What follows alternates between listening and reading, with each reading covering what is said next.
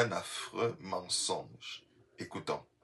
With that being said, I want to get the war settled. I know Zelensky very well, and I know Putin very well. I have a good relationship, and they respect your president, okay? They respect me. They don't respect Biden. How would you respect him? Why? For what reason? He hasn't even made a phone call in 2 years to Putin, hasn't spoken to anybody. They don't even try and get it. That is a war that's dying to be settled. I will get it settled before I even become president. If I win, when I'm president-elect, and what I'll do is I'll speak to one, I'll speak to the other, I'll get them together. That war would have never happened.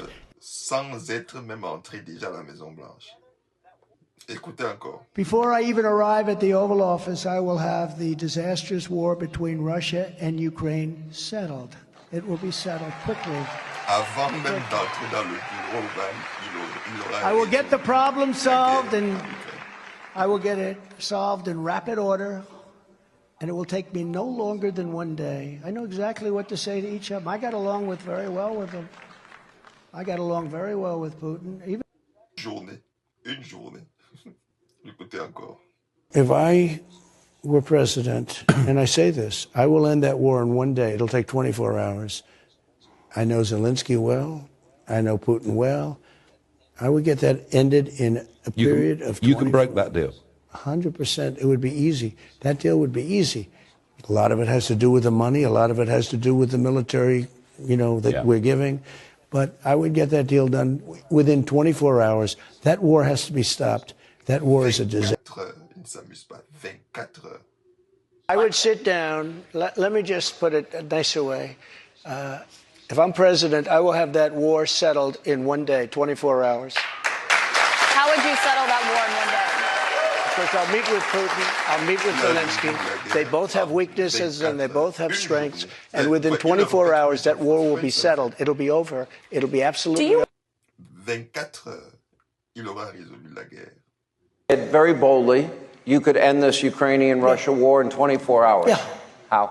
So I know Zelensky very well because he was very honorable with the fake phone call, impeachment hoax #1. They said I made a phone call to him, and I was very threatening. I wasn't at all. I was actually very nice. I was congratulating him on a victory. But when they asked him, they said, were you threatened? He didn't even know what they were talking about. He was very honorable. He could have done grandstand and said, yeah, I felt threatened. He didn't do that. And as you know, I get along very well with Putin. I would tell Putin, got to settle. I would tell Zelensky, you got to settle. I would tell one, you're going to load up with money. I'd tell the other, you're not going to get any money. I would get a settlement in 24 hours. Now, it should have never happened. You have thousands, hundreds of thousands of dead people right now. Hundreds of thousands. La guerre en Ukraine, c'est à peu près 6,5 millions de personnes qui ont fui l'Ukraine. À peu près 3,7 millions qui se sont déplacés à l'intérieur du pays. C'est plus de 300 milliards dépensés par les pays occidentaux en général. Le Canada en particulier, c'est plus de 19 milliards de dollars, si je ne me trompe pas.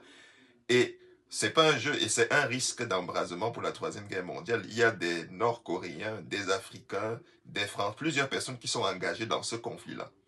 Et voilà quelqu'un qui a été président de 2017 à 2021, qui est présidentiable, qui a gagné les élections, qui ne dit pas une seule reprise, mais à plusieurs reprises qu'en 24 heures, il va finir la guerre en Ukraine.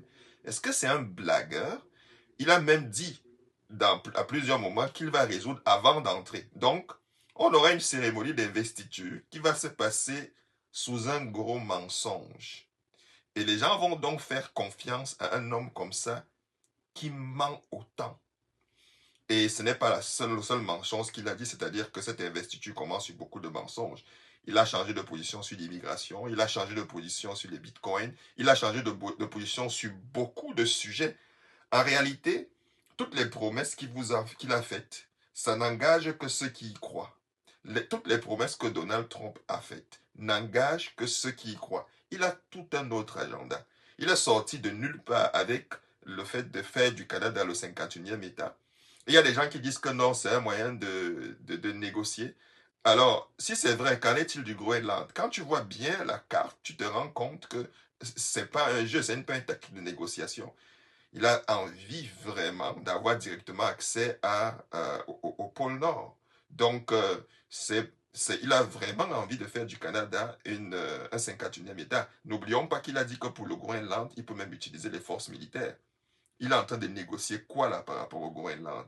En réalité, il est en train de vouloir réaliser l'un des objectifs du Club de Rome, de diviser le monde en 10 régions, dont l'une des régions, c'est l'Amérique du Nord. Mais bref, passons sur ça. L'une des choses que je veux faire remarquer, c'est que Donald Trump fait partie du club. Il est l'ami et le copain de tous les autres présidents. On a même vu ça à l'occasion avec Barack Obama, tout récemment lors des obsèques de Jimmy Carter. Et à cette occasion, Donald Trump a dit lui-même quelque chose d'assez intéressant. Écoutons. Off the top, you mentioned the Carter funeral today. What were you talking to Barack Obama about? It did look very friendly, I must say. I didn't realize it. I didn't realize it, how friendly it looked. I saw it on your wonderful network just a little while ago before I came in, and I said, boy, they look like two people that like each other, and we probably do. We have little different philosophies, right? But we probably do. I don't know, we just got along, but I got along with just about everybody on that. We met backstage, as you know, before we went on, and I thought it was a beautiful service, but we all got along very well, which is good.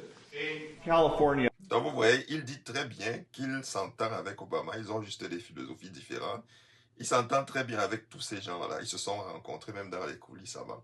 Et bien sûr, ce qui est clair, c'est que ils sont en accord sur des sujets profonds. Le reste, c'est juste de la surface.